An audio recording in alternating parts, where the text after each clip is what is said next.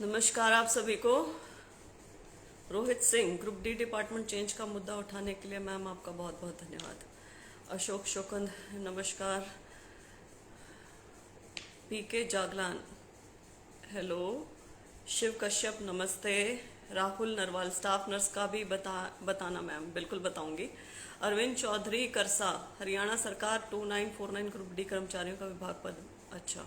रोहित बुरा हेलो। लोकेंद्र लोकी एलडीसी।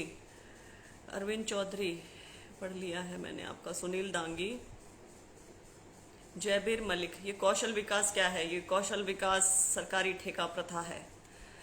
अंकुर Rohilla Ram Ram. HSSC PGT नमस्कार। केसी जांगड़ा नमस्ते। हितेश राव यादव, हरियाणा पुलिस का न्यूज़ मैं सब देती हूँ। यतेंद्र सिंह नमस्कार। रोहित बुरा, काला कुमार, शिव कश्यप, क्लर्क के बारे में खुशखबरी दे दो मैम। काश मैं सबको खुशखबरी दे सकती। क्लर्क की बात करेंगे। अखिल गोथरा को, केसी जंगड़ा, कांस्टेबल रिजल्ट की भी अपडेट देती हूँ मैं। Suraj Bamniya, Sunil Dangi, Mohammad Sherjang Thek, Kuldeep Dharniya, Sanjay Jasbir Singh, group D clerk waiting पर कोई डिस्कस हुआ? यस। प्रदीप राठी, आकाश दूहन, पंकज रोहिला, अंकित मीना। ऑनलाइन कब आएगा? ध्रुव राउटेला, राजेश पुनिया, रीना चाहर, मनदीप ठुराना, परवीन गढ़वाल, अरविंद चौधरी, करसा रईस अहमद, प्रदीप कुमार यादव, लवली विक्रम शर्मा, दलबीर सिंह घोतर, हितेश यादव, विकास चौरान, प्रदीप खटकड़, संजीत जावला, प्रवीण डोंकल। जुड़ जाइए आप लोग, फिर हम स्टार्ट करते हैं। नासिर हुसैन, अमरदीप मलिक, फादरलेस और आईटीआई इंस्ट्रक्टर, अनिल दलाल, अंकित मीना, जोगेंद्र देसवाल, कुलदीप शर्मा, रईस अहमद। ज्यादातर कांस्टेबल रिजल्ट वाले अभ्यर्थी जुड़े हुए हैं यहाँ पे। PGT physical education, Ashish Phogat, Rakesh Sihag, staff nurse result, Paramvir Singh, Tanwar Sunil, Virender Sheoran, JBT PRT, Shashi Jangra, Kunal Khurana, clerk waiting, Naveen Dahiya, Rajkumar Kamboj, Raja Raj, Subhash गई जी, प्रदीप कुमार यादव, संदीप बंसल, इंदर बिश्नोई। काफी लोग जुड़ गए, हम स्टार्ट करते हैं। पिछली बार जब मेरी मुलाकात हुई थी चेयरमैन साहब से, एचएसएससी मेंबर्स, लीगल एडवाइजर और सेक्रेटरी मैडम भी मौजूद थी वहां पे, तो तब सिर्फ एक ही मकसद से मैं वहां पे गई थी कि मुझे कांस्टेबल रिजल्ट की बात करनी है कि जिस प्रकार उन्होंने परसेंटाइल लगाया वो गलत है। तो वो फोकस एक ही जगह था। हाँ, हमने 5-6 मुद्दों पर और बात करी थी उस दिन। क्लर्क का जो रॉन्ग क्वेश्चन है उस पर बात की थी, कैलेंडर ऑफ एग्जामिनेशन, जनरल और बातें हुई थी। उस समय मैं सर को बोल के आई थी कि बहुत सारे बुनियादी सुधारों की जरूरत है और वो सुधार एचएसएससी कमीशन को लेने चाहिए, क्योंकि आप सुधारों के प्रति पॉजिटिव हैं तो क्यों ना आप वो प्रक्रिया स्टार्ट करें। तो उस पर सर ने सहमति जताई थी, जिस पर अब सर ने मुझे कांटेक्ट किया और कहा कि तुम कब आ रही हो ये सब सुधार वगैरह देने के लिए। तो वो चीजें मतलब एक टाइम मैनेजमेंट लगा लो, कुछ लगा लो कि हो नहीं पा रहा था, तो कल ये हो पाया और मैं गई वहां पर। चेयरमैन साहब मौजूद थे, 2 एचएसएससी मेंबर्स मौजूद थे और सेक्रेटरी मैडम भी आ गई थी, थोड़ी लेट आई थी उसमें मीटिंग में। तो बहुत ही पॉजिटिव माहौल था, बहुत अच्छा माहौल था और बहुत सारे पॉइंट्स पर डिस्कशन हुआ है डिटेल में। आप ये देखिए, मैं ये देकर आई हूं उन्हें, मैंने कुछ एप्लीकेशन अलग से नहीं लिखी, कुछ नहीं लिखा। पॉइंट वाइज फॉर्म में जिन जिन सुधारों की जरूरत है वो सुधार मैं सीधे लिख कर देकर आई हूं उन्हें कि आपको क्या क्या करना चाहिए, क्या क्या नहीं, किन किन सुधारों की हमें आवश्यकता है। यहाँ पर हरियाणा के अभ्यर्थी किन किन चीजों से तंग हो रहे हैं और क्या क्या उनके मन में सवाल है। ये पेपर था पूरा, इसका फोटोस्टेट है मेरे पास, मेरा हैंड रिटन, मैं उनको देकर आई हूँ। तो अब हम स्टार्ट करते हैं। जो बेसिक चीजें हैं पहले मैं वो बात करूंगी और भर्तियों पे मैं बाद में जाऊंगी, क्योंकि भर्तियां क्या है, जैसे कांस्टेबल है या स्टाफ नर्स है या कोई भी अन्य क्लर्क है, वो अब के लिए है। मैं चाह रही हूँ लॉन्ग ड्यूरेशन में सुधार होने चाहिए। तो भर्तियों का ये जो लास्ट पेज है, लास्ट में मैं डिस्कस करने वाली हूँ। फर्स्ट हम स्टार्ट करेंगे कि जो बुनियादी सुधार होने चाहिए एचएसएससी की भर्तियों में सबके लिए, उसमें क्या रहेगा, सीईटी का क्या रहेगा, वो सब कुछ 1 by 1 I am going to take it up और आप इसे ध्यान से सुनिएगा, ठीक है। मैं बीच में कई बार पढ़ नहीं पाती हूँ आपके ये जो कमेंट्स है ना, तो उसके लिए माफी चाहूंगी। स्टार्ट करते हैं। First, introduce negative marking. ये मेरा पहला उनको सजेशन था कि आप HSSC के ग्रुप सी और डी एग्जाम्स के लिए नेगेटिव मार्किंग स्टार्ट कर दें। नेगेटिव मार्किंग बहुत जरूरी है, उसमें तुक्के का स्कोप खत्म हो जाता है, और जो एक्चुअल में पढ़ा लिखा बच्चा होगा, जिसने तैयारी की होगी, उसको यहाँ पर फायदा होगा, जिसके लिए वो पॉजिटिव है। पहला। दूसरा, कैलेंडर ऑफ एग्जामिनेशन इंट्रोड्यूस किया जाए। हर साल कैलेंडर ऑफ एग्जामिनेशन रिलीज हो, जिसमें पता हो कि इस साल ये एग्जाम्स आएंगे, जिसके लिए वो पॉजिटिव हैं। तीसरा, डिटेल्ड और रेलेवेंट सिलेबस होना चाहिए।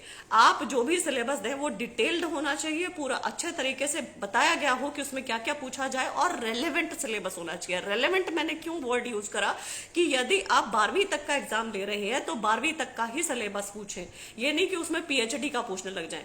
यदि आप किसी क्या कहते हैं उसे, कोई टेक्निकल एग्जाम ले रहे हैं तो उसमें टेक्निकल के सवाल पूछे जाएं, ये नहीं कि उसमें कुछ और ही पूछ रहे हैं। यदि आप इंजीनियरिंग से रिलेटेड कोई एग्जाम ले रहे हैं तो इंजीनियरिंग के सवाल पूछे, फार्मेसी से रिलेटेड ले रहे हैं तो फार्मेसी के पूछे। दिस इज रेलेवेंट सिलेबस, कि हमें रेलेवेंट सिलेबस भी चाहिए। ऐसे नहीं कि आप फार्मेसी में आप गाय भैंसों के बारे में पूछ रहे हैं, दवाइयों के बारे में ही पूछे, ऐसा। फोर्थ, 25% हरियाणा जीके इन क्वेश्चन पेपर्स। कम से कम 25% हरियाणा की जनरल नॉलेज आनी चाहिए क्वेश्चन पेपर में। ये मेरी चौथी डिमांड थी उनसे, जिसके संदर्भ में चेयरमैन साहब ने कहा कि 25% का आंकड़ा तो मैं नहीं बोल सकता, लेकिन हाँ, हरियाणा जीके काफी हद तक आएगी अब।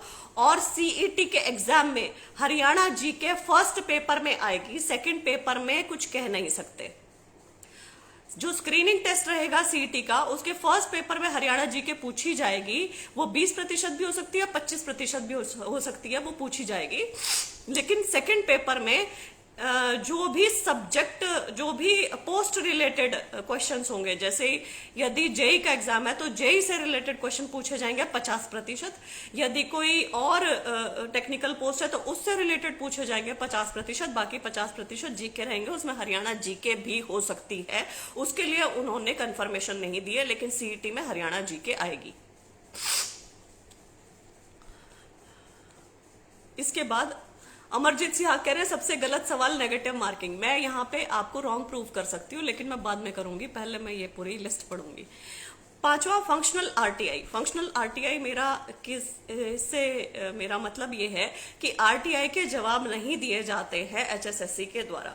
तो मैंने उन्हें कहा कि आप फंक्शनल RTI सिस्टम स्टार्ट करें, कि जहां आप बच्चों के सवालों के जवाब टाइमली मैनर में दें, ना कि उन्हें टरकाना नहीं। नॉन फंक्शनल RTI हमें नहीं चाहिए, फंक्शनल RTI चाहिए। कृपया करके सिस्टम स्टार्ट करें।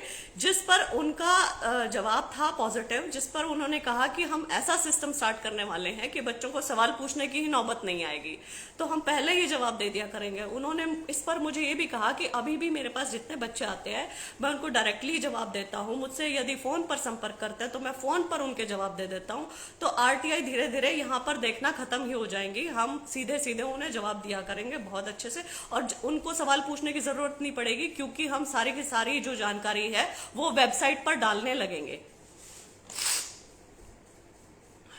इसके बाद efficient examiner selection. Efficient examiner selection हो, ऐसे एग्जामिनर का चयन हो जो गलत सवाल ना पूछे, आंसर की में गलत जवाब ना दे, क्योंकि उसकी वजह से बहुत सारे अभ्यर्थियों को कोर्ट का रास्ता अपनाना पड़ता है, और कोर्ट में वो लोग दुखी होते रहते हैं। जैसे कि अब क्लर्क वाला है, या ग्रुप D वाले केसेस बहुत सारे चल रहे हैं, जेई वाले केसेस, जहां रॉन्ग क्वेश्चन के ऊपर इतनी हरासमेंट हो जाती है बच्चे की कि उसको जाके कोर्ट का रुख करना पड़ता है। वहां साल 2-2, 3-3, 4-4 साल तक केसेस पेंडिंग रहते हैं, लेकिन ये जवाब ठीक नहीं होते। तो और ना ऐसे एग्जामिनर का कुछ बिगड़ता है। तो एफिशिएंट एग्जामिनर सिलेक्शन हमें चाहिए। ऐसे एग्जामिनर का सिलेक्शन चाहिए जो एरर फ्री क्वेश्चन पेपर बना सके। ये मेरी एक और डिमांड थी, जिस पर उन्होंने ये कहा कि हम जिस भी एजेंसी को कॉन्ट्रैक्ट देते हैं वो एजेंसी आगे सिलेक्ट करती है एग्जामिनर को, इसमें HSSC का कोई रोल नहीं है। ये उनका जवाब था। Then I counter question, I said कि यूपीएससी भी तो ऐसे एग्जामिनर का सिलेक्शन करती है जहां वो एरर फ्री क्वेश्चन पेपर बनाते हैं, तो ऐसा ही हरियाणा क्यों नहीं कर सकता? हमारे पड़ोसी राज्य भी ऐसा करते हैं, तो हरियाणा ऐसा क्यों नहीं कर सकता है? जिस पर उन्होंने रजामंदी जताई और इस पर विचार विमर्श करने की उन्होंने कहा है कि हम इस पर विचार करेंगे और ऐसे पेपर हम आगे बनाएंगे जिसमें एरर्स ना हो, जीरो एरर हो। एसआई के रिजल्ट के बारे में भी उन्होंने बोला था कुछ 5 क्वेश्चंस विड्रॉ करें, वो लास्ट में हम आएंगे उसके ऊपर। नेक्स्ट मेरी डिमांड थी कि रिवाइज की आनी चाहिए रिजल्ट से पहले, रिवाइज की must be published before the result, जिसके ऊपर उन्होंने असहमति जताई है। उन्होंने कहा है कि रिवाइज्ड की रिजल्ट से पहले नहीं दे सकते हैं, कारण उसका ये है कि लिटिगेशंस फाइल हो जाती हैं बहुत सारी, और लिटिगेशन फाइल होने के बाद जो रिजल्ट है उसके ऊपर स्टे लग जाता है, तो हम ज्वाइनिंग नहीं करा पाते हैं। तो फिर मैंने पूछा आप रिवाइज्ड की कब देंगे, तो उन्होंने कहा रिवाइज की मिलेगी रिजल्ट के साथ, रिजल्ट के बाद जब ज्वाइनिंग हो जाती है उसके बाद मिलेगी। तो ये इनफ्रक्चुअस मैटर की साइड जा रहा है, लेकिन इसमें एक चीज जो है वो ये भी है जो मैंने उनसे करवाई है कि भाई अब आप क्या करेंगे कि जो रिवाइज्ड की होगी उसमें कोई गलती नहीं होगी। यदि एफिशिएंट एग्जामिनर सिलेक्शन हुआ और पहले की करेक्ट आ गई तो रिवाइज की जरूरत ही नहीं पड़ेगी, लेकिन जो रिवाइज भी आ रही है उसमें भी करेक्ट होना चाहिए। तो यदि आप इस चीज के ऊपर एग्री करते हैं तो हम भी इस चीज के ऊपर एग्री करते हैं। एनीवेज, इसके बाद आते हैं ब्लैकलिस्ट एग्जामिनर इफ इनएफिशिएंट। यदि एग्जामिनर इनएफिशिएंट मिलता है, यदि वो गलत क्वेश्चन पेपर बनाता है या गलत आंसर की देता है या रिवाइज आंसर की भी गलत देता है, तो उसे आप ब्लैकलिस्ट करेंगे, उससे दोबारा पेपर नहीं बनवाया जाएगा किसी भी हालत में। अवॉइड अननेसेसरी लिटिगेशंस, आप जो ये क्वेश्चन पेपर गलत बनते हैं या आंसर कीज गलत आती है, इससे अननेसेसरी लिटिगेशंस होती हैं, कोर्ट में बच्चे जाके खड़े होते हैं, स्टेट एक्सचेकर का आपका पैसा खर्च हो रहा है, आपका टाइम वेस्ट हो रहा है, बच्चों का पैसा खर्च हो रहा है, बच्चों का टाइम वेस्ट हो रहा है। ये बहुत अननेसेसरी एक्सरसाइज है जो होनी ही नहीं चाहिए। तो ये इसके बाद ग्रीवेंस सेल और ग्रीवेंस रिड्रेसल मैकेनिज्म आपको बनाना पड़ेगा। आपको एक ग्रीवेंस सेल बनाइए आप, जहाँ पे बच्चे आके अपनी प्रॉब्लम्स आपको बता सके, अभ्यर्थी आके आपकी अपनी प्रॉब्लम्स बता सके, 1-to-1 इंटरेक्शन हो सके। यदि ऐसा पॉसिबल है तो ऐसा करें। ये पहले किया गया था पिछले चेयरमैन के द्वारा, लेकिन वो नॉन फंक्शनल रहा, तो उसमें उन्होंने कहा कि ग्रीवेंस सेल में हमें ऐसी ऐसी प्रॉब्लम्स रिसीव होती हैं जिसका मतलब कोई समाधान ही नहीं हो सकता।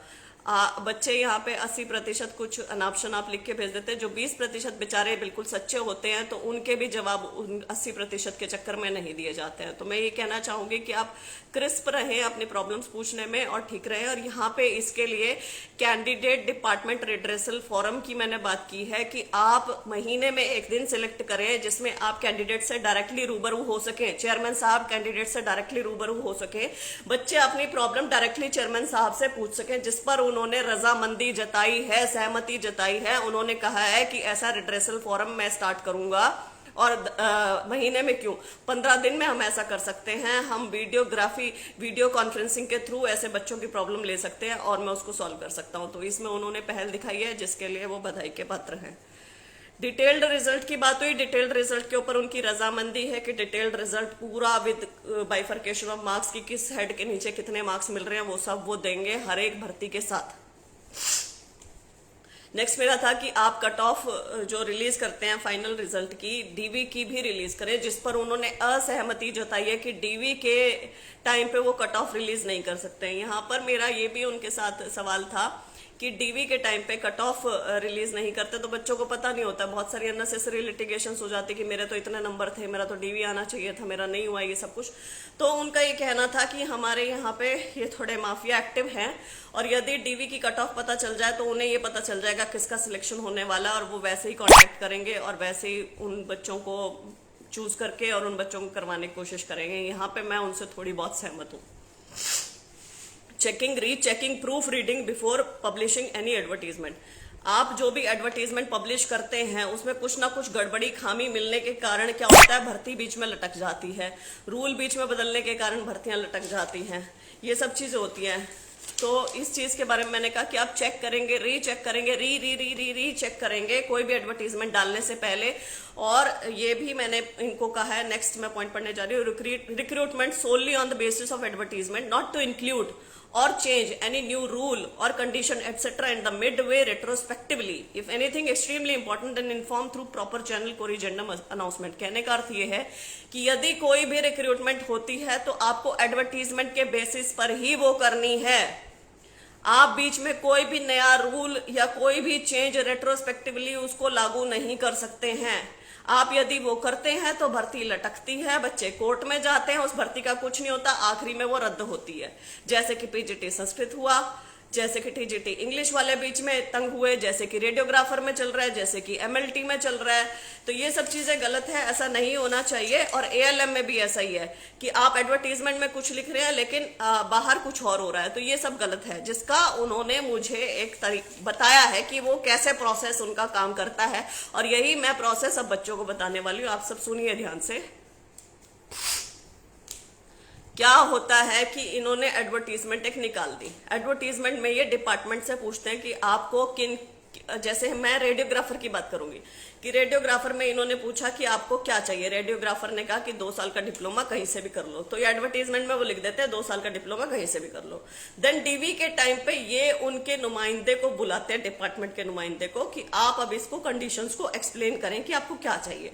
तो वो नुमाइंदा यहाँ पे आके बोलता है कि मुझे 2 साल का नहीं 3 साल का डिप्लोमा चाहिए या डिग्री चाहिए, और मुझे रोहतक से चाहिए। तो ये चीज पहले उसने एडवर्टीजमेंट के टाइम पे नहीं बोली होती, लेकिन डीवी के टाइम पे बोल देता है। तो डीवी के टाइम पे उन्हीं बच्चों को अलग, जो अब नई कंडीशन वो बोलता है वैसे बच्चों को ये ले लेते हैं। ऐसे ही एएलएम में हुआ। एएलएम में कुछ कंडीशन थी एडवर्टीजमेंट के टाइम पे, लेकिन जब उन्होंने डिपार्टमेंट से क्लैरिफिकेशन मांगा कि आपको कौन से बच्चे चाहिए, तो डिपार्टमेंट अलग से क्लैरिफिकेशन देता, तो उस बेसिस पे ये डीवी करवाते हैं। डीवी के टाइम पे फिर वो वही बच्चे उठा लेते हैं। तो अन्य बच्चों ने एग्जाम क्यों दिया? अन्य बच्चे पागल हैं, फिर वो एग्जाम ही ना देते।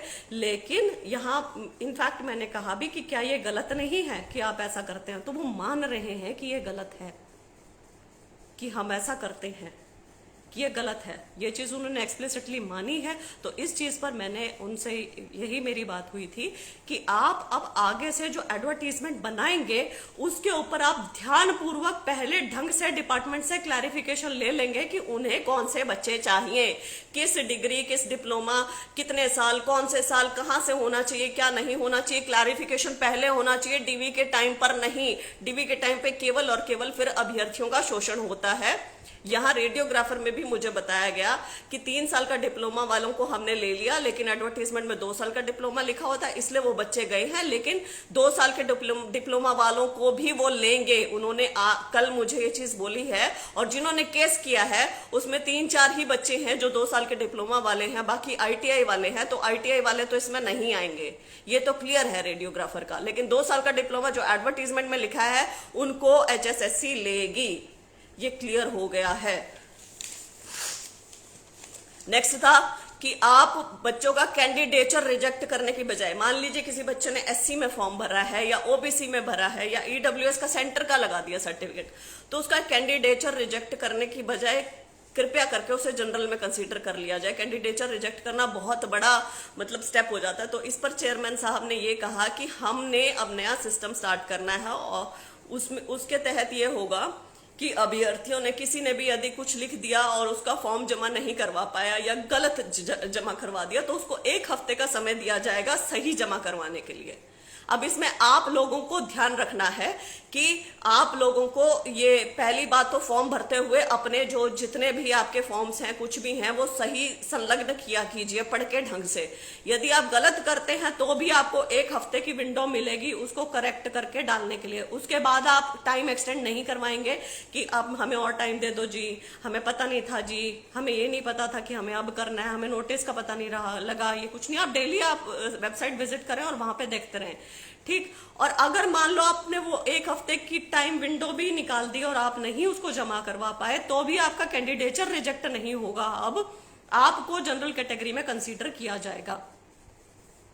इसके बाद मैंने ये पूछा कि ये कौन सा रूल है जहां पर 33 गुना अभ्यर्थी बुलाए जाते हैं एक भर्ती के लिए, जैसे कि असिस्टेंट रेवेन्यू क्लर्क में हुआ और असिस्टेंट मैनेजर में हुआ HSIIDC में। इस पर चेयरमैन साहब का कहना था कि इतने बुलाने के बाद भी हमें उन्हें योग्य कैंडिडेट नहीं मिले जिसके पास ये योग्यताएं हो।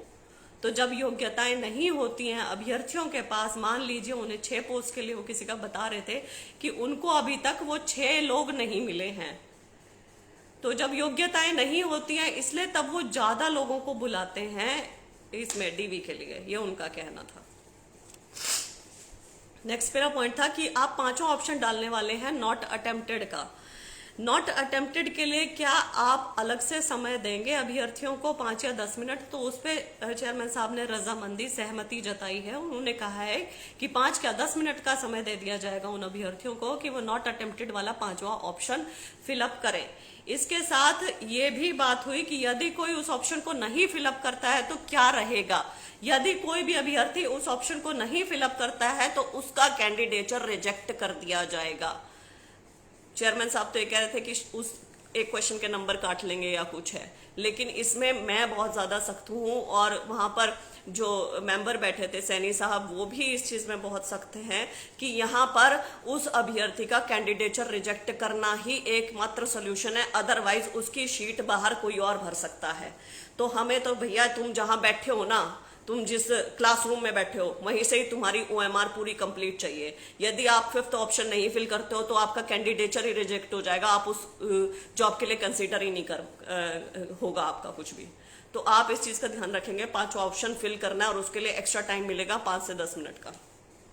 और मैंने कहा कि यदि कोई ऐसा नहीं करता है, मान लीजिए फिर भी खाली छोड़ के भेज देता है, कुछ भी है ऐसा, तो इन्विजिलेटर उसकी ओएमआर क्रॉस कर दे या कैंसिल कर दे इन्विजिलेटर उसकी ओएमआर। तो इस पर HSSC के मेंबर हैं सैनी साहब ही, उन्होंने कहा कि ऐसा हम इन्विजिलेटर के ऊपर कुछ नहीं छोड़ने वाले हैं, इन्विजिलेटर को हम इतनी पावर्स या उनके ऊपर इतना ट्रस्ट नहीं करने वाले हैं। वो जैसे ही शीट्स रिसीव होंगी, नीचे जो फर्स्ट स्टेज होती है स्कैनिंग, जब शीट्स की सबसे पहले होती है, तो उसमें वो ऐसी शीट्स जहां पर नॉट अटेम्प्टेड वाला फील्ड नहीं होगा उनको पहले ही साइड में रिजेक्ट कर दिया जाएगा। सबसे पहला स्टेप यही रहेगा।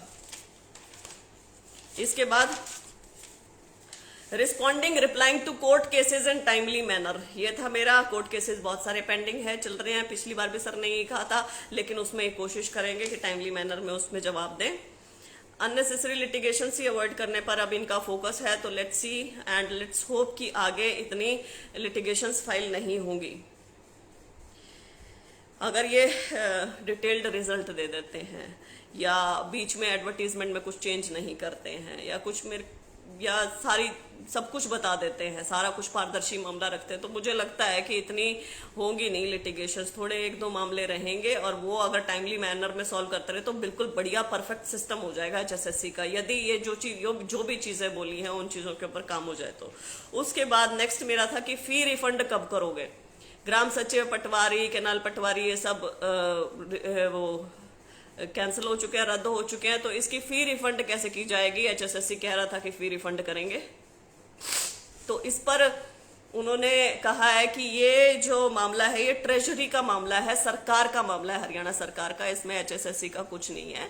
लेकिन फी रिफंड के लिए एक तरीका अपनाया जा सकता है कि अभ्यर्थियों के द्वारा उनके डिटेल्ड अकाउंट नंबर मांगे जाएं और उन अकाउंट्स में इनकी फी रिफंड की जाए। अब इसके ऊपर मैं खुद वो हूँ, असमंजस में हूँ कि ये कैसा होगा, लेकिन मुझे तो सारे मुद्दे बोलने थे, इसलिए मैं तो बोल के आई हूँ और इसलिए जो भी वहां से मुझे पता चला है वो सब मैं आपके सामने बोल रही हूँ। मुझे नहीं पता इसमें से कितनी चीजों के ऊपर ये संज्ञान लेंगे, कौन कौन सी चीजें होंगी, लेकिन क्योंकि मैं अपना कर्तव्य समझ के करके आई हूँ तो लेट्स सी इसमें से क्या क्या होगा। उन्होंने कहा है कि क्लेम कर सकते हैं अभ्यर्थी, अपने अकाउंट डिटेल्स देंगे तो उनके अकाउंट में फी रिफंड हो जाएगी, 150-150 रुपए जो भी फॉर्म की फीस थी वो आ जाएगी। अच्छा, नेक्स्ट जो बहुत इंपॉर्टेंट मुद्दा है हरियाणा पुलिस से रिलेटेड, उसके बारे में मैंने पूछा कि कॉम्पिटिटिव, उसके बारे में मतलब सुझाव दिया कि कॉम्पिटिटिव एग्जामिनेशन में जो एजुकेशनल क्वालिफिकेशन है that must be the essential qualification and please don't make it criteria for selection because this undermines the competitiveness of the examination. कहने का अर्थ ये है कि किसी भी कॉम्पिटिटिव एग्जामिनेशन में जो हायर क्वालिफिकेशन है उसको आप सिलेक्शन का क्राइटेरिया ना बनाएं, वो केवल एक क्वालिफिकेशन रहे। जैसे कांस्टेबल का पेपर 12वीं के लेवल का है, तो उसमें ग्रेजुएट और पोस्ट ग्रेजुएट को अंक देने का क्या मतलब, ये अंक हटाए जाएं। ग्रेजुएट और पोस्ट ग्रेजुएट को ऑलरेडी एज मिला हुआ है बाकी बच्चों से कि वो अच्छा ज्यादा पढ़े हुए हैं तो वो अच्छा पेपर करके आएंगे, लेकिन यदि कोई 12वीं के लेवल का पेपर है तो 12वीं के लेवल को एक एसेंशियल क्वालिफिकेशन मानी जाए, दैट्स इट। ऐसा नहीं कि ग्रेजुएट को आप नंबर दे रहे हो, पोस्ट ग्रेजुएट को दे रहे हो, फिर पीएचडी को दे रहे हो, फिर साइंटिस्ट को दे रहे हो, फिर किसी को दे रहे हो, तो वो तो बनता ही नहीं ना, कोई मतलब नहीं बनती, फिर तो कॉम्पिटिटिव एग्जाम का कोई मतलब ही नहीं रहेगा, कोई औचित्य ही नहीं रहेगा। तो इसके बारे में सहमति जताई है उन्होंने कहा कि सीएम साहब भी इसके ऊपर एग्रीड है, और हरियाणा पुलिस एक्ट में बहुत सारी चीजें, पंजाब पुलिस एक्ट में बहुत सारी चीजें चेंज करने वाले हैं, मतलब चेंज के लिए बोलने वाले कि हरियाणा पुलिस उससे अलग किया जाए और हरियाणा पुलिस के लिए अलग से एग्जाम और अलग से रूल्स बनाए जाए, जिसके लिए ग्रेजुएट और पोस्ट ग्रेजुएट के अंक ये ना जोड़ने के पक्ष में एचएसएससी भी है। इसमें 5 अंक एसईसी के सोशियो इकोनॉमिक क्राइटेरिया के और 3 अंक एनसीसी के ही जोड़े जाएंगे, बस मैक्सिमम 8 अंक रहेंगे, ये रहेंगे इसमें। सोशियो इकोनॉमिक पे मैं महत्वपूर्ण यहाँ पे एक और देने वाली हूँ अपडेट थोड़ी देर में। तो मैक्सिमम 8 अंक रहेंगे, 20 अंक नहीं होंगे अब पुलिस में। तो लेट्स सी ये कितना इंप्लीमेंट होता है कितना नहीं होता है, इसके ऊपर डिटेल में चर्चा हुई थी। Next point was creating a deterrence, that is punishing or blacklisting such candidates who involve in activities of impersonation, fraudulent, जो अपने सब कुछ डॉक्यूमेंट्स देते हैं उसका। कहने का अर्थ ये है कि जो भी अभ्यर्थी गलत अपनी डिटेल्स देते हैं, जानबूझकर गलत फॉर्म लगाते हैं, एससीसी के अंक गलत लेते हैं, या अपनी जगह पर किसी और अभ्यर्थी से पेपर दिलवाते हैं, इम्पर्सोनेशन करते हैं, ऐसे अभ्यर्थियों को सख्त से सख्त सजा दी जाए। ऐसे अभ्यर्थियों को सजा मिलेगी तो इनको देखकर दूसरे अभ्यर्थी ये काम नहीं करेंगे, ये स्ट्रॉन्ग डेटरेंस क्रिएट करेगा दूसरों के मन में।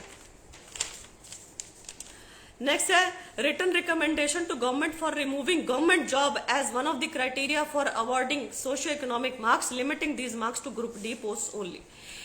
कहने का अर्थ ये है कि जो सोशियो इकोनॉमिक के अंक दिए जाते हैं उसमें कृपया करके जो कमीशन है वो गवर्नमेंट को, हरियाणा गवर्नमेंट को लिखित में रिकमेंडेशंस दे कि ये जो मार्क्स है वो गवर्नमेंट जॉब वाला जो क्राइटेरिया है इसमें से हटा दिया जाए। गवर्नमेंट जॉब वाले अंक, मतलब गवर्नमेंट जॉब वाला क्राइटेरिया ही हटा दो, उसमें जो अंक देते हो आप वो मत करो। किसी बच्चे को इसलिए पनिश मत करो कि उसके फादर ने कभी जॉब करी है, उसकी मदर ने करी है, या किसी ने भी उसके परिवार में उसके भाई ने करी है, तो ये एक क्राइटेरिया नहीं होना चाहिए, आप इसे हटा दें। जो असली जरूरतमंद है कि कोई ऑर्फन है चाइल्ड, कोई फादरलेस है चाइल्ड, या कोई विधवा है, उसको आप अंक दे सकते हैं, लेकिन ये गवर्नमेंट जॉब वाला बिल्कुल गलत है। कृपया करके आप ये रिकमेंडेशन दें, क्योंकि आपकी रिकमेंडेशन सरकार कंसीडर करेगी। इस पर उन्होंने ये कहा कि सरकार इस पर एडमेंट है कि ये क्राइटेरिया होना चाहिए, तो ये यदि क्राइटेरिया होना चाहिए तो इसके अंक कम करें। मैंने कहा 5 अंक बहुत ज्यादा है, जिस पर चेयरमैन साहब ने क्लैरिफिकेशन दी है। आप ध्यान से सुने कि सोशियो इकोनॉमिक के अब अंक एक एक हेड के अंदर 2.5 हैं। 2.5 मार्क्स मिलेंगे, 5 मार्क्स मैक्सिमम मिलेंगे। कोई भी क्लेम करने को तो 14 अंक क्लेम कर ले, लेकिन उतने नहीं मिलेंगे, अब मैक्सिमम 5 अंक मिलेंगे। मतलब कि यदि किसी के परिवार में नौकरी नहीं है और यही उसका एकमात्र है तो उसे 2.5 अंक मिलेंगे, 5 नहीं मिलेंगे। यदि कोई फादरलेस है, 45 की उम्र से पहले होगी, तो 2.5 अंक मिलेंगे, 5 नहीं मिलेंगे। 5 मैक्सिमम अंक हो सकते हैं। मेरे हिसाब से आपको ये चीज समझ में आ गई है। हाँ, नेक्स्ट मेरा ये था कि आप स्टेटस अपडेट करेंगे, लीगल स्टेटस अपडेट करेंगे वेबसाइट पर जो भी पेंडिंग रिक्रूटमेंट चल रही है। माने कि अभ्यर्थी बार बार पूछते रहते हैं कि इसका रिजल्ट कब आएगा, उसका रिजल्ट कब आएगा, और अभ्यर्थियों को पता नहीं होता है कि वो शायद वहां पर भर्ती अटकी हुई है कोर्ट में, तो कोर्ट में अटकी हुई है भर्ती, तो इसलिए उसका रिजल्ट नहीं आ रहा है। तो ये अभ्यर्थियों को पता नहीं होता और अभ्यर्थी मानसिक तौर से तंग रहता है, हरास होता रहता है कि पता नहीं उसका रिजल्ट कब आएगा। तो इसीलिए मैंने चेयरमैन साहब से कहा और वो इस चीज के लिए राजी है। उन्होंने कहा कि जो भी पेंडिंग रिक्रूटमेंट्स है उसकी स्टेटस अपडेट वेबसाइट पर रेगुलरली हो सकती है और वो इसको करेंगे। कैंडिडेट और यूजर फ्रेंडली वेबसाइट बनाए, ये भी मेरी बात हुई थी कि आपकी वेबसाइट यूजर फ्रेंडली नहीं है, कैंडिडेट्स फ्रेंडली नहीं है, कृपया करके वेबसाइट अपग्रेड करें। सीईटी के मामले में क्या कहा गया, सीईटी के मामले पे हम बात करते हैं। सीईटी कब होगा, पहला सवाल। तो सीईटी जून में होगा। ये जो पहला वीक जून का बोल रहे हैं, सेकंड वीक जून का बोल रहे हैं, उसमें नहीं हो रहा है सीईटी, यूपीएससी से क्लैश हो रहा है, इसलिए सीईटी जून में ही होगा।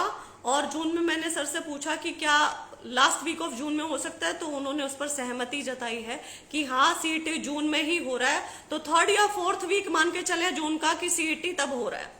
दूसरा, सीईटी कौन करवा रहा है? सीईटी एनटीए करवा रहा है। 100% सीईटी नेशनल टेस्टिंग एजेंसी करवा रहा है, अब सीईटी एचएसएससी नहीं करवा रहा है। इस पर काफी देर तक बात हुई, लेकिन जो निकल के आया है निचोड़ वो बता रही हूँ। सीईटी 3rd या 4th वीक जून में हो रहा है और सीईटी एनटीए करवा रहा है। बस जो सीईटी का पहला चरण होगा, जो क्वालिफाइंग एग्जामिनेशन होगा, जो पहला एग्जामिनेशन होगा उसको एनटीए करवाएगा। जो दूसरा एग्जामिनेशन होगा, जैसे ग्रुप सी के लिए, जैसे जेई के लिए एग्जामिनेशन है, जो सेकंड एग्जामिनेशन होगा ना, पहला तो स्क्रीनिंग टेस्ट है, वो एचएसएससी करवाएगा, वो एनटीए नहीं करवाएगा। आप समझ गए? पहला एनटीए करवा रहा है, दूसरा एचएसएससी करवा रहा है। सिलेबस क्या रहेगा? सिलेबस एचएसएससी के हाथ में नहीं है देना। ये जो प्रोसेस है ये चीफ सेक्रेटरी ऑफिस से चल रही है। जैसे ही गवर्नमेंट से वहां से रजामंदी मिलती है, वैसे ही ये सिलेबस वेबसाइट पर अपडेट हो जाएगा। तो इस बात पर भी काफी चर्चा हुई थी कि समय बहुत ज्यादा कम रह गया है और आप कह रहे हैं सीईटी जून में होगा और बच्चों के पास सिलेबस नहीं है अब तक, तो ये बहुत गलत है। तो वो कह रहे हैं जल्द से जल्द ये सिलेबस वेबसाइट पर आएगा। टेक्निकल पोस्ट की जहां तक दिक्कत है, तो टेक्निकल पोस्ट की बच्चे बोलते रहते कि जेई भी सीईटी के थ्रू क्यों ले रहे हैं, तो वो बच्चे ध्यान से सुन लें कि जो पहला स्क्रीनिंग टेस्ट होगा वो जनरल होगा, सबके लिए कॉमन रहेगा, वो एनटीए करवाएगा। जो दूसरा टेस्ट रहेगा जैसे जेई के लिए उसका अलग से टेस्ट होगा, उसमें आपके जेई से रिलेटेड टेक्निकल क्वेश्चंस ही पूछे जाएंगे, वो क्वेश्चन पेपर अलग होगा। मान लीजिए फार्मेसी के लिए तो वो अलग क्वेश्चन पेपर होगा, जो जेई के लिए वो अलग क्वेश्चन पेपर होगा। जो भी जिस भी ट्रेड का है उसमें उससे संबंधित 50% सवाल पूछे जाएंगे दूसरे चरण में। तो यहाँ पे टेक्निकल वाली कोई प्रॉब्लम नहीं है, वो सॉल्व हो चुकी है बहुत अच्छे तरीके से। हाँ, तो ये है सीईटी का। उसके बाद हम आ जाते हैं वैकेंसीज के ऊपर। पीजीटी, टीजीटी, पीआरटी की वैकेंसीज कब निकलेंगी? अब यहाँ पे ना एक तरीका है जो मैं समझने की कोशिश करके आई हूँ उनसे कि भाई हम इनसे पूछते हैं कि वैकेंसी कब आएगी, वो वैकेंसी कब आएगी। तो वैकेंसी आना एचएसएससी के हाथ में नहीं है। वैकेंसी वगैरह डिपार्टमेंट से आती हैं और उसको सीएस फाइनल करता है, सीएस ऑफिस, तब इनके पास आती है रिकमेंडेशंस, तब ये रिक्रूटमेंट निकाल सकते हैं। उससे पहले इनके हाथ में कुछ नहीं है। इनका काम है एग्जाम करवाना, इनका काम वैकेंसी ढूंढ के बताना नहीं है कि यहाँ पे इतने खाली हैं और अब हम इसका एग्जाम करवाएंगे। नहीं, इनको ऊपर से ऑर्डर मिलते हैं हरियाणा सरकार की तरफ से कि कब ये तुम्हारे पास ये वैकेंसी है और ये अब एग्जाम करवाना है और अब तक हमें ये कर्मचारी चाहिए। तो इनका काम केवल एग्जाम करवाना है। तो हम बार बार पूछ रहे हैं कि पीजीटी कब आएगी, टीजीटी कब आएगी, पीआरटी कब आएगी, तो ये हमें हरियाणा सरकार से सवाल करना चाहिए कि कब आएंगी। हरियाणा सरकार इसमें सुस्त चल रही है, सीएस ऑफिस इसमें सुस्त चल रहा है कि वो लोग नहीं बता रहे हैं कि कब आएगा। पीजीटी के मामले में इन्होंने ये कहा कि नए रूल बन रहे हैं, इसलिए ही टीजीटी वाली भर्ती अटक गई है और पीआरटी का अभी स्टेटस कुछ नहीं पता चल रहा है। शायद वो अनुबंध पे भर्ती वाला सारा कुछ सब कुछ सही हो कि वो अनुबंध पे भर्ती करना चाह रहे हैं, जिसको मैं उनके सामने बोल के आई हूँ अनुबंध कुछ नहीं है, सरकारी ठेका प्रथा है। मेंबर साहब ने एक ने बोला कि ये बहुत अच्छा स्टेप है, तो वहां पर मैंने इनफैक्ट उन्हें काउंटर भी किया कि अच्छा स्टेप नहीं है, क्योंकि आप अभी तो इन्हें ले लेंगे, फिर बाद में यही बच्चे सड़कों पर झंडे उठा के खड़े हो जाएंगे कि हमें पक्का करो। तो वो रेगुलर वाले जो बच्चे हैं, जो बाहर बैठे हैं, जो योग्यता लिए बैठे हैं, वो सफर करेंगे इस चीज में, उनका कुछ नहीं होगा और बैकडोर एंट्रीज हो जाएंगी। तो हम तो सिरे से इस चीज को नकारते हैं, सरकारी ठेका प्रथा को सिरे से इस चीज को गलत बोलते हैं। आपने करवाने हैं, आप रेगुलर एग्जाम करवाएं, आपने लेने आप रेगुलर बच्चे लें, भर्ती करें, ये सब ड्रामेबाजी ना करें। तो जहां तक पीजीटी का है, पीजीटी के नए रूल बनेंगे। पीजीटी में सोशियो इकोनॉमिक रिमूव हो चुका है, पीजीटी में ग्रुप बी की पोस्ट आ गई है। मेन कंटेंशन यही चल रहा है कि इसमें इंटरव्यू आना चाहिए नहीं आना चाहिए, तो वो ज्यादा बड़ी चीज है नहीं, लेकिन उसे बड़ी चीज कोई मर्जी बना ले, that is not a big thing. तो लेट्स सी उसमें क्या रहेगा क्या नहीं रहेगा। और ये चीज सीएस से आनी है, हरियाणा सरकार से आनी है, तो हम अपना फोकस चेंज कर देते हैं, हरियाणा सरकार से पूछते हैं सवाल, ठीक है ना। पीजीटी डीम्ड यूनिवर्सिटी इशू, जो ये बच्चे लिख रहे थे कि उन्हें अब तक ज्वाइनिंग नहीं मिली है, पीजीटी डीम्ड यूनिवर्सिटी इशू का एचएसएससी में किसी को कुछ नहीं पता है। आपकी जो ज्वाइनिंग है वो डिपार्टमेंट्स ने रोक रखी है, एचएसएससी की तरफ से डिमांड जा चुकी है। रिकमेंडेशन आपको मिल चुकी है। तो यहाँ पे कहाँ पे मामला अटक रहा है आपका, आप मुझे लिख के बताएंगे, आप मुझे ईमेल कर देंगे, मेरे ईमेल आप लोगों के पास है, आप लोग मुझे लगातार पहले भी लिख रहे थे, तो ये मुझे बताएंगे क्योंकि ये HSSC के साइड से क्लियर हो चुका है, डिपार्टमेंट्स पे अटका हुआ है। Police constable result, police constable result पूरा ओवरहॉल होगा पूरा। अब रिजल्ट दोबारा से बनेगा पूरा का पूरा। अब उसमें जो आपका परसेंटाइल और रो मार्क्स जुड़ के आ रहे थे ना, अब एक ही चीज में उसे कन्वर्ट करके निकालेंगे। लेकिन उसमें किस चीज की बात देखी जा रही है, उसमें देखी जा रही है कि कोर्ट इनको लिखित में दे दे। कोर्ट यदि लिखित में दे देता तो बहुत इजी हो जाएगा, यदि ये खुद से कुछ भी करते हैं तो थोड़ा मुश्किल प्रोसेस रहेगा। तो कांस्टेबल रिजल्ट वालों को थोड़ा पेशेंस दिखाना पड़ेगा। आपका जो वो है एग्जाम है, जो सीट्स हैं वो बहुत ज्यादा हैं और आपके इसमें अभ्यर्थियों की संख्या बहुत ज्यादा है और इसलिए उसमें करने में टाइम भी लगेगा, डीवी दोबारा हो सकती है, बहुत सारी चीजें दोबारा हो सकती हैं, तो उसमें आपको पेशेंस रखनी पड़ेगी और उसमें इनका काम लगातार चल रहा है। उसमें जो मेरे ख्याल से 19 तारीख है शायद कोर्ट केस की डेट, उसकी भी बात देखी जा रही है कि क्या होता है क्या नहीं होता है। हम भी यहाँ पे देखते हैं कि जो चीजें ये बोली गई हैं कि हम जल्द से जल्द कोशिश कर रहे हैं और उसको चेंज करना है, तो वो बहुत बड़ा रिजल्ट है, उसमें टाइम लगेगा। तो यहाँ पे हम भी देखते हैं कि क्या होता है क्या नहीं होता है। मुझे जो कहा गया वो मैंने आपको बोल दिया है। स्टाफ नर्स वालों के लिए खुशखबरी है, स्टाफ नर्स का रिजल्ट जल्दी आने वाला है। इनफैक्ट 4-5 दिन में मुझे कहा है कि स्टाफ नर्स का रिजल्ट आ जाएगा जल्दी से जल्दी। हम 4-5 दिन की बजाय 10 दिन मान लेते हैं। तो स्टाफ नर्स वालों का मैं ये कहना चाहूंगी, काफी समय से लोग वेट कर रहे हैं। इसमें भी कुछ इश्यूज थे, वो issues I don't remember right now, शायद हरियाणा काउंसिल से कुछ रजिस्टर्ड कुछ नहीं मान रहे थे, कुछ ऐसा चल रहा था। लेकिन स्टाफ नर्स वालों का रिजल्ट का लास्ट स्टेज चल रहा है और आपका रिजल्ट ही प्रिपेयर होने वाला है, तो वो जल्दी आ जाएगा। राकेश सिहाग जी वेट करें, ये स्टाफ नर्स के बारे में मैंने बोला है कि आपका रिजल्ट मुझे बताया गया है कि बहुत जल्दी आ रहा है, तो हम मान के चलते हैं। मुझे 4-5 दिन बोला है, मैं कहती हूँ 10 दिन इसे मान के चल रहे हैं, 10 दिन के भीतर भीतर स्टाफ नर्स का रिजल्ट आ जाना चाहिए। क्लर्क वेटिंग और क्लर्क का जो रॉन्ग क्वेश्चन था भाई, क्लर्क वालों के लिए पूरा जो इसका मामला है वो ये है कि क्लर्क वालों का भी अभी कोर्ट केस में कोई तारीख है, उसमें कुछ फाइनल फैसला होने वाला है, शायद कुछ है। और क्लर्क वालों का जो 3 क्वेश्चंस का जो इशू था पहले वो रिजॉल्व होगा। क्लर्क वेटिंग पहले नहीं लगेगी, पहले वो रिजॉल्व होगा। वो रिजॉल्व होना बहुत जरूरी है। तो वेटिंग वालों ने कुछ मैसेजेस मुझे कर रखे थे, उन्हें मैं कहना चाहूंगी कि भैया जो 3 क्वेश्चन गलत हैं उन्हें ठीक होना चाहिए कि पहले वेटिंग लगा दें। पहले 3 क्वेश्चन जो है उनको ठीक होना चाहिए ना। अब उसके बाद मैंने पूछा है कि इसका इम्पैक्ट क्या होगा, क्या जो बच्चे जो सिलेक्टेड हैं वो बाहर आ सकते हैं, तो उसमें उनका जवाब हाँ था। ये भी एक कड़वी सच्चाई है, सुन लीजिए ध्यान से। पहले वो क्वेश्चन जो 1, 2, 3 जो भी हैं वो ठीक होंगे, फिर रिजल्ट चेंज होगा, कुछ अंदर वाले बच्चे बाहर आएंगे, कुछ बाहर वाले बच्चे अंदर जाएंगे, उसके बाद वेटिंग बनेगी और उसके बाद वेटिंग क्लियर होगी। वेटिंग पहले क्लियर नहीं हो सकती, आप कितना मर्जी बोलते रहें, पहले रिजल्ट ठीक बनना बहुत जरूरी है, वो चीज होगी। ग्रुप डी ESP ज्वाइनिंग, जो एक्सीलेंट स्पोर्ट्स पर्सन्स का कुछ था, स्पोर्ट्स पर्सन्स की थी, न्यू ग्रेडेशन वालों की ज्वाइनिंग का इशू चल रहा था, वो रिजल्ट आने ही वाला था, लेकिन CS की तरफ से, CS ऑफिस की तरफ से वो रोका गया है। कारण उसका ये है कि नई ग्रेडेशन अभी भी बनने लग रही है बच्चों की, और नई ग्रेडेशन बनाने के लिए स्पोर्ट्स जो अथॉरिटी है उन्होंने अप्रैल एंड का टाइम मांगा है कि नई ग्रेडेशन वो अप्रैल एंड तक बना के देंगे। और बच्चे भी इसमें ऐड होंगे नई ग्रेडेशन वाले, इसलिए ही इसको 1 महीना और बढ़ा दिया गया है। तो ये मई तक चला गया है, मई में आपका रिजल्ट आ जाएगा। कल कुछ अभ्यर्थी भी आए हुए थे स्पोर्ट्स पर्सन्स वाले, उनको भी मेरे सामने जब हम नीचे आ गए थे चेयरमैन साहब, तो उनको मेरे सामने चेयरमैन साहब ने यही बोला था और मुझे भी सर ने यही बोला है। तो आपका मई में चला गया, मई में आपकी होपफुली आ जाएगा ये रिजल्ट। फीमेल दुर्गा शक्ति के detailed result educational qualification marks नहीं दिखाए गए हैं, वो दिखाए जाएंगे। और दुर्गा शक्ति का जो DNT का इशू था भाई, DNT वालों को मैं कहना चाहूंगी कि DNT के 5 अंक इसलिए दिए जाते थे क्योंकि पहले वो किसी भी बैकवर्ड क्लास में नहीं आते थे।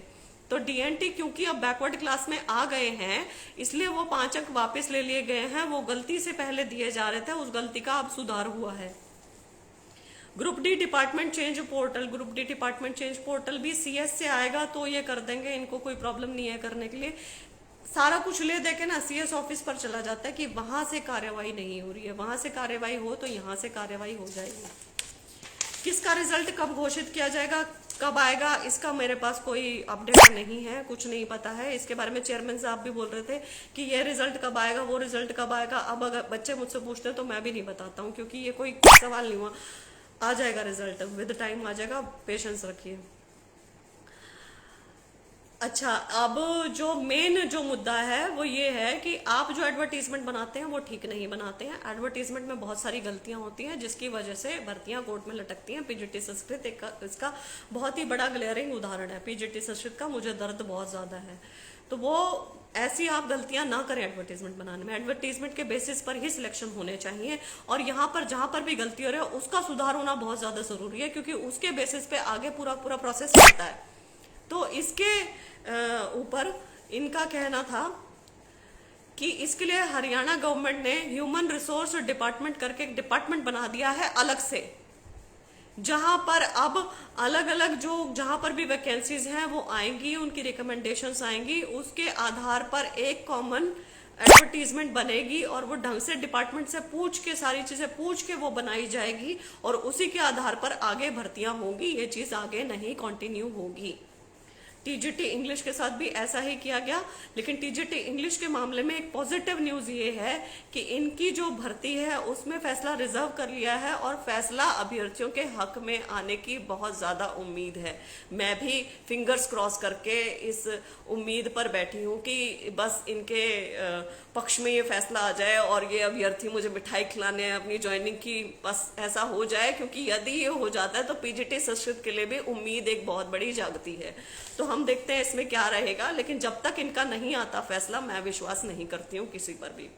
ठीक है, उम्मीद है, लेकिन उम्मीद किसी भी समय 100% भी हो सकती है और 0% भी हो सकती है। तो let's just hope for the best for TGT English. SI के मामले में आपके 7 क्वेश्चंस बता रहे थे कुछ प्रॉब्लम है। 5 क्वेश्चन विड्रॉ कर लिए गए हैं। 5 क्वेश्चंस के ऊपर एचएसएससी ने कदम लिया है। कोई इंग्लिश का क्वेश्चन है, उसके ऊपर असमंजस की स्थिति बनी हुई है, उसके ऊपर कोई भी डिसीजन नहीं लिया जा रहा है। उसके बारे में जो इनका एक्सपर्ट डिसीजन लेगा उसी को ही लास्ट में मान्य माना जाएगा, उसी को ही सही माना जाएगा। एसआई के मामले में ऐसा है।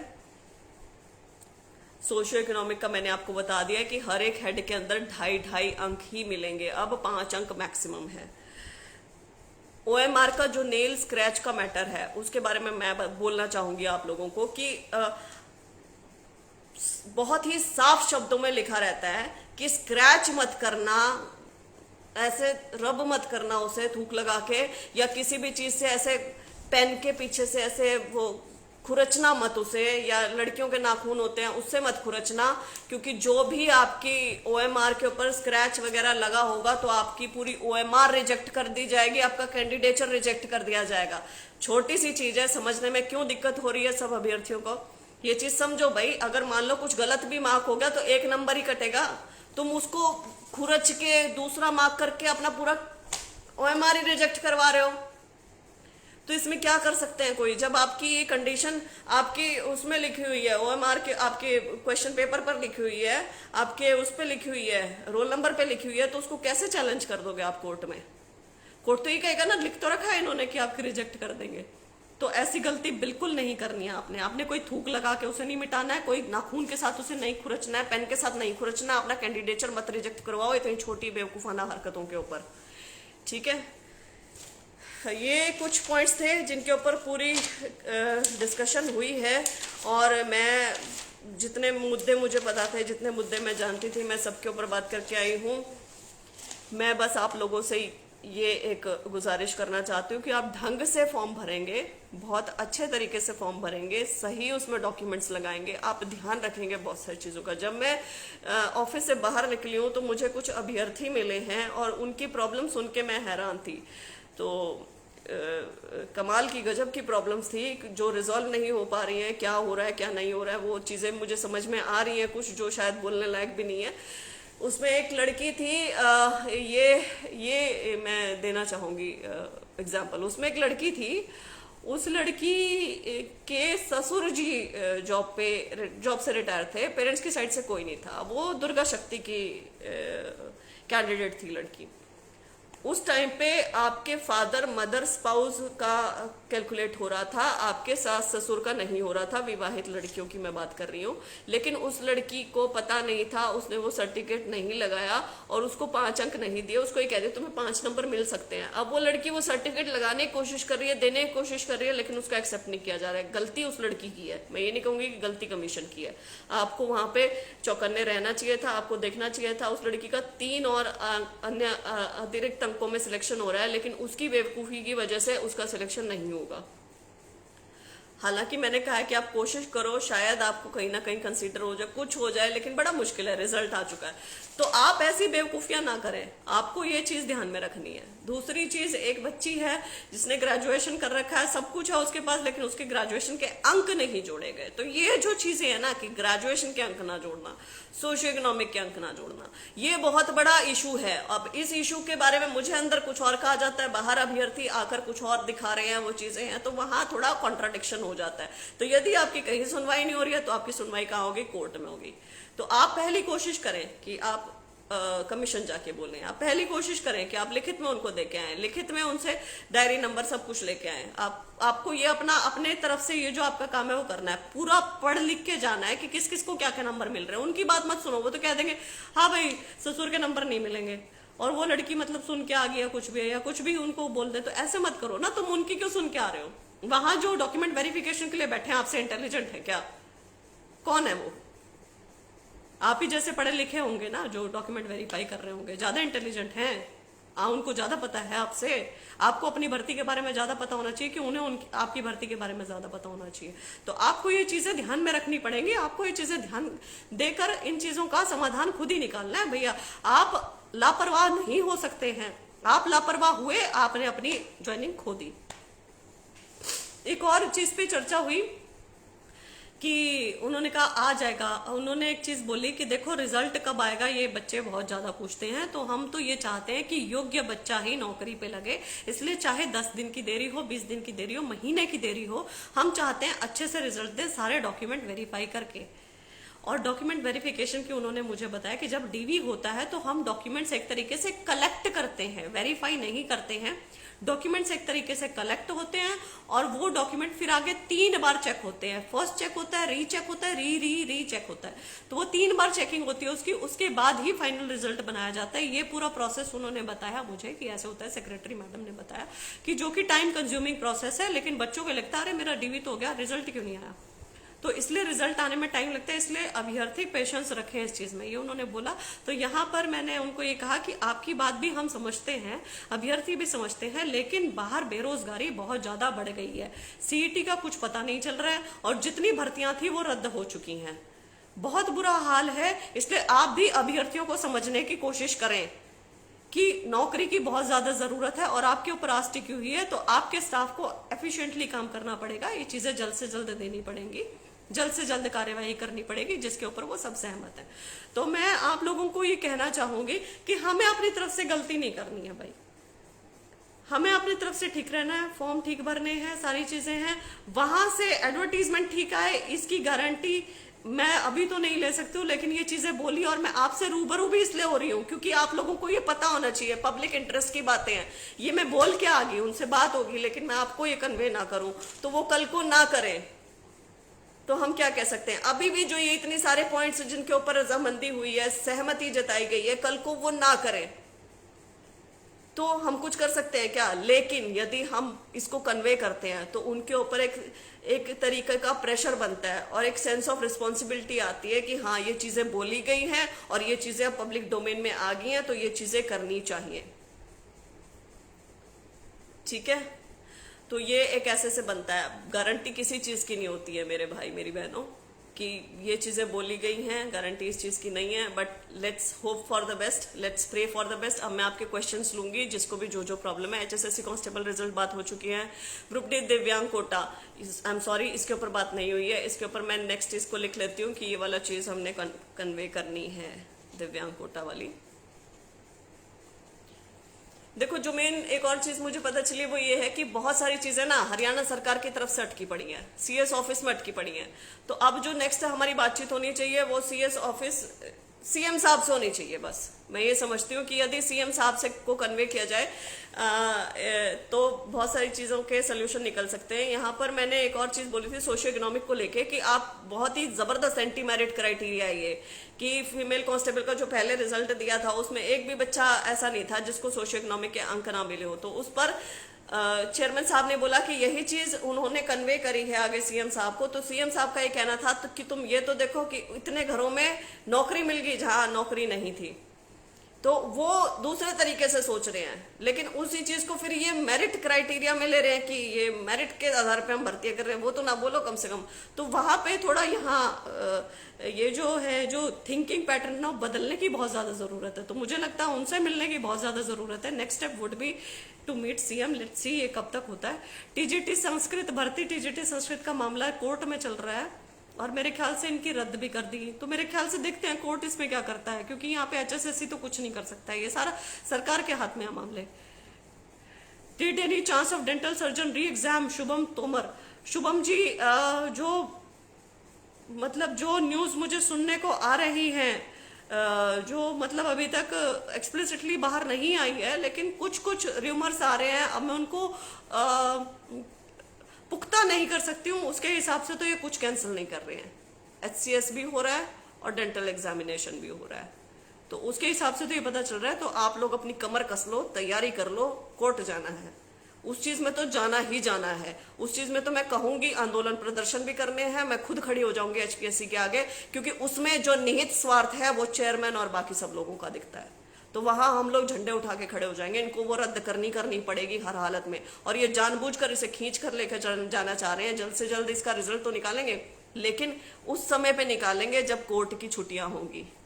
कोर्ट की छुट्टियां होंगी ताकि आप लोग केस ना कर सकें। वेकेशन बेंच में चला जाए। वेकेशन बेंच में जूनियर एडवोकेट्स ज्यादा बैठते हैं जो इतने बड़े बड़े फैसले नहीं ले पाते हैं। तो ये जो टाइमिंग है ना, ये टाइमिंग देख के करते हैं। तो आपको भी अपना टाइम बचाना है। आपको पहले ही सारी तैयारी करके रखनी है। बोलते हैं ना, hope for the best, prepare for the worst. तो होप तो हमने लगा ली, लेकिन अब होप से मुझे नहीं लगता कि आगे ये कुछ कैंसिल हो रहा है। तो let's prepare for the worst. तो वर्स्ट मान के चलो नहीं कर रहे हैं, तो प्रिपरेशन उसके लिए बहुत जरूरी है। जो हफ्ता 10 दिन ये जो नोटिस निकालेंगे कि हम रद्द नहीं कर रहे हैं, आगे की कार्रवाई हो रही है, एफएसएल ने कह दिया 18-20 बच्चों को निकाल के और एग्जाम करवा लो, ये नाटक होने वाला है बहुत जल्दी। तो ये नाटक होगा तो अगले दिन केस फाइल हो जाना चाहिए। इतनी तैयारी आपको करके रखनी है। टीजीटी पंजाबी की भर्ती कब होगी? आई डोंट नो कब होगी। विशाल गुज्जर, मैम सीटी बता चुकी हूँ। मेल कांस्टेबल का रिजल्ट कब आएगा बता चुकी हूँ। फादरलेस बता चुकी हूँ। 2016 पीटीटी भर्ती में अब तक कैंडिडेट के नंबर बताए गए, इंटरव्यू के ना स्कोरिंग मार्क्स। इसके लिए आप लिखो ना उन्हें, वो आपकी चिट्ठियां पढ़ रहे हैं, आप लिखो उन्हें। और वो लो क्या कहते हैं, रिसीविंग लिया करो। कोर्ट की हॉलीडे में है मैम, सो मेंस की डेट में। हाँ बिल्कुल, मैं वही तो कह रही हूँ। वेकेशन बेंच आ जाए जब कोर्ट की हॉलीडेज हो जाए, जब देंगे ये जानबूझ के। 1 महीने में करवाने की कोशिश करेंगे, 1-1.5 महीने में। तो आपको अपनी तैयारियां भी कर लेनी है, ताकि आज नोटिस निकले तो कल केस फाइल हो जाना चाहिए कोर्ट में। उसमें हफ्ता 10 दिन मत लगाना, कोशिश करो। अब आप लोग मुझे सुन रहे हो ना, मैं इसके लिए अलग से वीडियो बना दूंगी कि आप लोगों को अब एचसीएस प्री वालों को, डेंटल सर्जन वालों को इकट्ठे होना है, एक प्लेटफॉर्म पे आने लग जाओ, क्योंकि इसमें खर्चा ज्यादा होगा आपका। ये कोर्ट केस कम नहीं होते हैं, सस्ते नहीं होते हैं। और अगर ये इतना बड़ा गुनाह करने वाले हैं कि इसको ये एग्जाम करवाएंगे, तो आपकी तैयारी पहले हो जानी चाहिए। तो आप प्लीज वो तैयारी कर लें। डिपार्टमेंट चेंज का पोर्टल का देखो, डिपार्टमेंट चेंज पोर्टल हो गया या कुछ भी हो गया, ये हरियाणा सरकार की तरफ से होगा, ये सीएस ऑफिस की तरफ से होगा। ये एचएसएससी नहीं करेगा। एचएसएससी को जिस दिन डायरेक्शन मिलेगी एचएसएससी उस दिन कर देगा, ये चेयरमैन साहब ने बोल दिया। एचपीएससी से बात कर ले, असिस्टेंट प्रोफेसर, एचपीएससी से बात करनी पड़ेगी। पता है क्या, जो एचएसएससी और एचपीएससी है ना, उसमें जमीन आसमान का अंतर नजर आ रहा है। एचपीएससी के चेयरमैन अपनी एक स्टेटमेंट देते हैं, उसके बाद मौन है। एचएसएससी के चेयरमैन के साथ अच्छी बात यह है, और एचएसएससी के साथ भी, अब मैं बोलूंगी मेंबर्स के साथ भी बहुत अच्छी बात यह है कि ये लोग अब रूबरू हो रहे हैं, ये लोग बात कर पाते हैं। हम लोग इनसे बहुत अच्छे से बात कर पाते हैं, कोई भी प्रॉब्लम होती है इनको अच्छे से बता पाते हैं, और ये लोग सुन भी रहे हैं। तो जहां सुनवाई होती है ना, इंसान सबसे पहले वहीं जाता है, वहीं की चीजें करने की कोशिश करता है। ये चीजें हैं। I am just waiting for HPSC का वो जो HCS रिजल्ट और डेंटल पे क्या बोलते हैं उसके ऊपर अभी मैं बिलीव करके चल रही हूँ, क्योंकि अभी वहां जाने का मतलब बेवकूफ़ी होगा। वो कह देंगे कि भाई हमारी विजिलेंस की वो चल रही है, FSL की रिपोर्ट आनी बाकी है, उसके बाद हम कुछ बोलेंगे तो वो टरका देंगे, टाल देंगे। तो टालने वाली स्थिति में तो हम नहीं जा सकते ना। अभी तो वो कह देंगे हमारे हाथ में कुछ है ही नहीं, हमारे हाथ में क्या है, हमें तो जो सरकार बोलेगी हम कर देंगे। सरकार किसको कहाँ से पूछ रही है? FSL से। कितनी बड़ी बेवकूफ़ी ये लोग करने जाएंगे या करेंगे उसके बारे में हम कुछ नहीं बोल सकते ना। अभी हम कब बोल सकते हैं? जब ये कोई डिसीजन ले लेंगे तब, उस डिसीजन के अगेंस्ट या उस डिसीजन के फेवर में हम लोग बोल सकते हैं तब। PTI सड़कों पर धक्के खा रहे हैं 2 साल से। सड़कों पर धक्के तो मेरी भाई बहन जिन्होंने भी लिखा है बहुत सारे बेरोजगार खा रहे हैं। हरियाणा का ऑलमोस्ट हर तीसरा या चौथा युवा सड़क पे धक्के खा रहा है, इतने बुरे हाल हो चुके हैं। PRT भर्ती में बात क्या डर? PRT भर्ती, ये जितनी भी भर्तियां हैं, अगेन आई एम सेइंग कि CS ऑफिस से आएंगी और ये कर देंगे। ये जो भर्तियां हैं ये वहीं से नहीं आ रही है। तो वहां का जो नाटक मैं समझ रही हूँ वो ये है कि वो सारी सरकारी ठेका प्रथा के थ्रू करवाना चाह रहे हैं। टीचर की भर्ती की मैं बात कर रही हूँ कि ये जो अनुबंध पे जो ये बना है ना हरियाणा कौशल रोजगार निगम, उसके थ्रू करवाने की कोशिश लग रही है मुझे। तो वहां पे जाके एक बार बात करनी पड़ेगी। वहां पे मुझे लगता है कि नेक्स्ट अपॉइंटमेंट वहीं लेनी चाहिए और उनसे बात करनी चाहिए कि आपके मन में क्या है कि ये भर्ती भी नहीं निकली है, ये भर्ती भी नहीं निकली है, इसके भर्ती के बच्चे पूछे, ये भी पूछे, और HSSC जाके खड़े हो रहे हैं। HSSC is not the right place is CS office. वहां जाके पूछा जाए कि आप लोग इतने सुस्त क्यों हो? हरियाणा में बेरोजगार युवा सड़कों पर धक्के खा रहे हैं, दिमाग खराब हो चुका है, बार बार HSSC से पूछ रहा है, चेयरमैन से पूछ रहा है, हर एक चीज कर रहा है, लेकिन गलती किसकी निकल रही है? आपकी। हरियाणा सरकार क्यों सोई हुई है? आपकी प्राथमिकताएं क्या है? आप क्या करना चाहते हो? आप निकालो भाई भर्तियां, वैकेंसीज हैं। आज मैं पढ़ रही थी कि भाई ये स्वास्थ्य विभाग में 36% पद खाली है। स्वास्थ्य विभाग में 38,000 शिक्षकों के पद खाली हैं। इतने पद खाली हैं, आपको पता है पद खाली हैं, फिर भी आप वैकेंसीज नहीं निकाल रहे। आपसे एक एडवर्टाइजमेंट नहीं बनाई जाती है, कमाल हो गई है। और एक और मैं खेल बताती हूँ, आप ये खेल भी सुनना। जब डिपार्टमेंट से पूछते हैं कि आपके कितने पद खाली हैं, डिपार्टमेंट बता के नहीं देते, लटकाए रखते हैं। सरकार पूछती रहती है, पता नहीं अजीब सा ही सिस्टम चल रहा है, किसी की चलती नहीं, डिपार्टमेंट ना बता के दे रहे हैं, कुछ नहीं हो रहा। लेकिन अनुबंध पे भर्ती करने के लिए जब पूछते ना कितने पद खाली, फटाफट बता देते डिपार्टमेंट। क्यों? कॉन्ट्रैक्ट बेसिस वालों पे बता देते हैं, रेगुलर वालों पे नहीं बताते हैं। कौन बेवकूफ है? हम बेवकूफ है, आप बेवकूफ हो, या हमें बेवकूफ बना रहे हो? ये सब खेल है और कुछ नहीं है। तो शिक्षकों की भर्ती के साथ ये बड़ा बुरा करने वाले हैं। I can feel this because HSSC के पास इसकी कोई अभी अपडेट नहीं है। HSSC को कोई रिकमेंडेशन नहीं गई है और वो दे नहीं रहे हैं। तो वो क्या करना चाह रहे हैं? Backdoor entry. और क्या होगा? ALM क्वालिफिकेशन प्रवीण शर्मा, इसके बारे में बोल चुकी हूँ, आप पीछे जाके इसको सुन सकते हैं। मेरे ख्याल से सारे कवर हो गए हैं, जो भी था मैंने बोल दिया है। मेरे से जितना होगा मैं उतना करने की कोशिश करूंगी। मैं बस यही चाह रही हूँ भर्तियां ठीक तरीके से हों, एडवर्टीजमेंट के बेसिस पे वो सारी चीजें अच्छे से तरीके से निपट जाएं और कोई भी भर्ती कोर्ट में ना लटके। और जो भी बच्चों के सवाल हैं उनके जवाब ढंग से दिए जाए। और ये जो भी बेसिक सी चीजें हैं ना कि 25% हरियाणा जी के सब कुछ, ये सब कुछ इंट्रोड्यूस हो जाए। ये मेरा मतलब मत है, ये मेरा मानना है और ये चीजें होनी चाहिए। लेट्स सी ये चीजें हो भी। बहुत लंबा हो गया वीडियो। आई जस्ट होप कि थोड़ी बहुत यहाँ पे क्लैरिटी आई है चीज़ों को लेकर, ठीक है। और रिजल्ट भी मेरे ख्याल से इन प्रोसेस चल रहे हैं, जो इनके पास हैं। Over the period of time वो आ जाएंगे। आप थोड़ा सा धैर्य रखो। कांस्टेबल वालों को ये कहूंगी कि आपका रिजल्ट बनने में टाइम लग सकता है, ये मैंने फील किया है वहां पे बैठ के। तो आपका रिजल्ट बनने में टाइम लग सकता है। तो इसकी वजह से प्रेशर टैक्टिक्स मत अपना लेना कि बस प्रेशर कर देते हैं, आंदोलन कर देते हैं, फलाना कर देते हैं तो तब आ जाएगा। ऐसा नहीं होगा, क्योंकि उसमें टाइम लग रहा है ओवरहॉल होने में। और वो ये चाह रहे हैं कि कोर्ट से डायरेक्शन मिल जाए। यदि इनका वकील कोर्ट में जाके कुछ नहीं बोलता है तब आपका आंदोलन प्रदर्शन करने का मतलब बनता है, अदरवाइज नहीं बनता है। अदरवाइज थोड़ा सा वेट करो, मैं ये कहना चाहूंगी। All the very best, good night.